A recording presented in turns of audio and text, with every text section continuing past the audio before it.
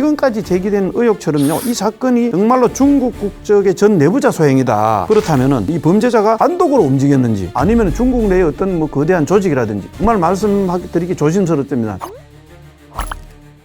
안녕하십니까. 서경대학교 군사학과의 최성준 교수입니다.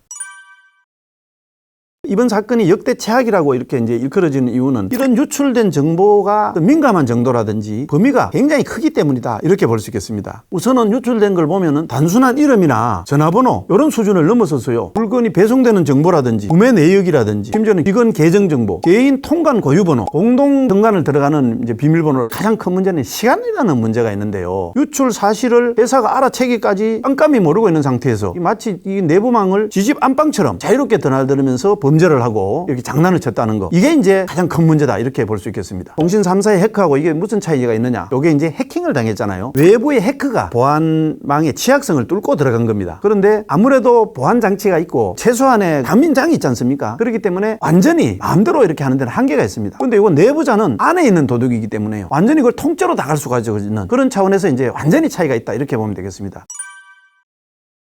공동현관 비밀번호가 포함되면은 물리적으로 접근할 수 있는 가능성까지 생기죠. 실제로 생활 안전을 직접적으로 이제 위협한다고 할 수 있죠. 해외에도 이제 이런 사례들이 보고된 게 있었는데요. 온라인 구매 정보라든지 주소가 유출되고 나서 택배 도난이 이제 많이 생긴다든지, 스토킹, 그다음에 이제 절도라든지 불법 촬영 같은 이런 범죄가 발생한 경우가 있습니다. 영국 같은 데는 집 앞에 놓인 택배가 유출 사고가 난 이후에 급정했다 보고도 있었고요. 미국과 일본에서도 주소와 구매 기록만으로도 범죄가 일어난 사례가 이제 가끔 이제 보고되긴 했습니다. 예를 들어서 뭐 절도를 한다든지 아니면 스토킹을 한다든지 여러 가지 맞춤형 사기라든지 보이스피싱, 그런 이제 범죄로 연결될 수 있다, 이렇게 볼 수 있겠습니다. 결국 이런 정보가 이제 악용되면은 심리적으로 불안감을 주는, 심리적 안정까지 위협할 수 있다는 점에서 굉장히 위협적으로 받아들여지고 있습니다. 중요한 문제죠. 이게 국가안보적 차원에서 보는 입장에서는 반드시 이걸 짚고 넘어가야 된다. 사실 현재까지 이 내용은 회사에서 공식 확인은 되지 않고 있고요. 아직까지는 뭐 개인 글이라든지 의혹 수준입니다만은 매니저급 인력의 90%가 중국 국적이라는 이런 이제 구조적인 문제가 있다, 이런 언급이 있고요. 핵심 권한을 어떤 한 국가가 독점했다는 거, 이제 이게 굉장히 우려들이 많이 나오고 있는 게 사실이거든요. 보안 전문가 입장에서 말씀드린다면 위험 수위가 기업 보안 사고 수준을 넘어서는 문제라고 저는 그렇게 봅니다. 다른 나라 같은 데도 보면 이제 미국 같은 경우는 2020년에 미국 정부 사실 전체가 해킹당하시피 한 IT 회사 솔라윈저 사건이 있었습니다. 그래서 미국은 이 사건 이후에 이 민간 포지션에 외국 국적자를 쓸 경우에는 국가에서 특별히 이제 심사를 하고 보안 검증을 의무화하도록 이런 조치를 내린 바 있습니다. 뭐 중국 같은 경우에도 빅테크 기업에서 보안 인력에 대해서는 국적이라든지 출신지를 별도로 관리를 하거든요. 우리나라는 지금까지는 사실 이걸 기업의 자율로 맡겨왔는데요. 이번 사건을 계기로 제가 볼 때는 이런 핵심 인프라 담당자 같은 경우는 직접 보안 통제를 하고 그다음에 적격 심사를 하고 사후 관리도 하고, 이런 어떤 수준의 관리가 필요하다, 이런 생각이 듭니다. 국가안보 차원에서 이런 민간 권한 관리라든지 적금 통제 같은 걸 강화하고 국제 해커 조직이나 외부 공격 가능성에 대비하는 체계적 방안이 마련돼야 된다, 이렇게 이제 저는 보고 있습니다. 오프라인 쪽에서 생각하면 간단합니다. 이걸 이제 액세스 토큰이라는 것을 디지털 마스터키라고 보면 되겠는데, 빌딩이라든지 이런 데 보면은 출입 카드를 다 발휘를 하잖아요. 근데 출입 카드도 디지털 마스터키 같은 경우는 모든 층 모든 문을 열 수 있는 출입 카드라고 봐도 됩니다. 그런데 이런 카드를 잃어먹고 나서 분실 신고도 하지 않았고, 그 다음에 또 잠금 장치를 교체를 해야 되잖아요. 빨리 그렇게 하지도 않고, 또 누가 같이 갔는지도 모른다. 특히 이제 이 액세스 토큰은요, 유효 기간이 길기 때문에요. 한 6개월, 1년 단위로 하다 보니까 한번 탈취되면은 그걸 갖고 장기간 이용을 할 수 있는 이런 특성이 있습니다. 특히 이제 이 토큰이 어떤 사용자하고 기계가 연결되는지 정확하게 구분이 되지 않습니다. 그러다 보니까 정상적인 사용자인지 공격자가 사용하는지 동일 토큰으로 같은 기록이 남습니다. 그러다 보면은 이 로그 기록만 갖고는 구분하기가 굉장히 어렵습니다. 때문에 사후 분석도 이제 쉽지 않다는 점, 이게 이제 문제의 핵심입니다. 온라인 범죄라는 게요, 어떤 로그 기록이라든지 이런 흔적 추적에 들어가는데 이거 갖고도 100% 증거로서 채택하기 굉장히 어려운 측면이 있습니다. 앞으로 수사하는 데 상당히 이제 난항을 겪을 수가 있고요.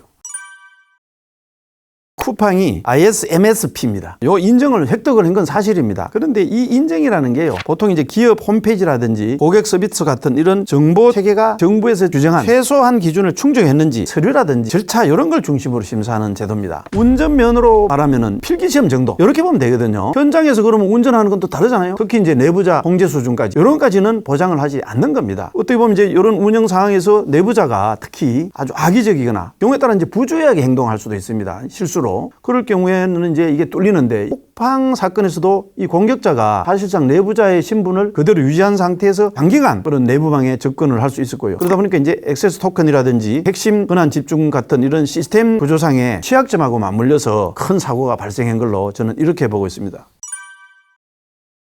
대략 압축해서 한 3가지 정도를 생각하면은 우선은 기업의 보안 투자를 법적으로 강제할 수 있게 해야 된다. 업계에서는 흔히 이제 이런 말이 있습니다. 벌금이 보안 투자보다 싸다. 실제로 또 그렇습니다. 최소한 매출 기준으로 징벌적 가지금이 된다. 이러면은 겁을 내겠죠. 사실 기업 입장에서는요. 돈을 쓰기보다는 뭐 사고가 나면은 그동안 보안 투자에서 절약한 돈 가지고 막으면 되겠지. 적당히 과태료를 내면 되겠지. 이런 인식이 여전히 남아있는 게 사실입니다. 대체로 국내 대기업의 보안 투자에 대한 비율이 매출 대비해서 고작 0.3에서 0.5% 정도밖에 안 되는 걸로 지금 나타나고 있습니다. 중국의 빅테크 같은 경우는 한 1.5% 정도 되고요. 미국 빅테크는 한 5에서 8% 수준으로 올려져 있습니다. 둘째로는 핵심 권한자 있지 않습니까? 이런 사람들은 신원조회부터 하고 이런 나름대로의 제도적 시스템이 있어야 된다고 봅니다. 기업할 때는 이런 게 이제 약하거든요. 국가안보시설에 사람을 고용하고 채용할 때는 엄격한 심사와 신원검증을 거치거든요. 그동안 이제 우리가 오프라인 세상에 대해서만 보안 시스템은 구축이 되어 있는데 사실은 이제 오프라인보다도 온라인이 더 많이 노출되고 더 위험한 세상이 됐으니까 민간 부분에까지도 국가가 더 개입을 해서 사람 관리도 강화를 해야 되겠다. 마지막으로 제가 생각하는 거는 실시간 위험 탐지 체계를 조금 더 의무화하고 모니터링을 강화해야 된다. 건의로에만 기대하기에는 너무 지금 이제 한계에 이르렀고요. 이걸 하지 않으면서 결국 사고는 반복될 수밖에 없습니다.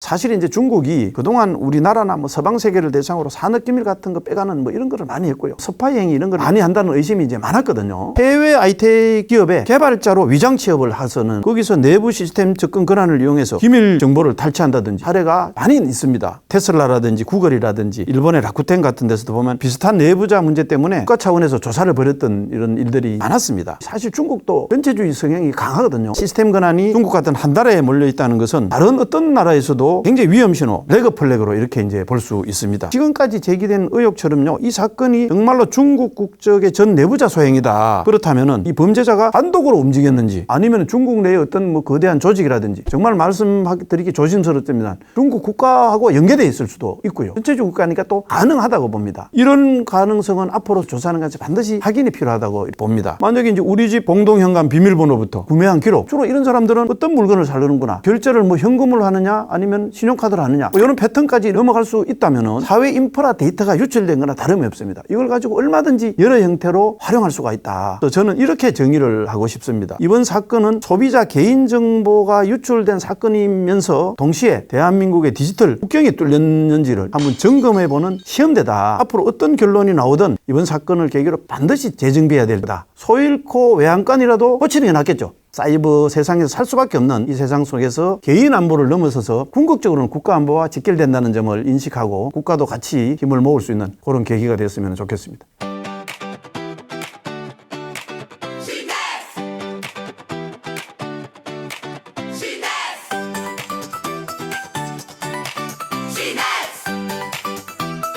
당신을 깨우는 지식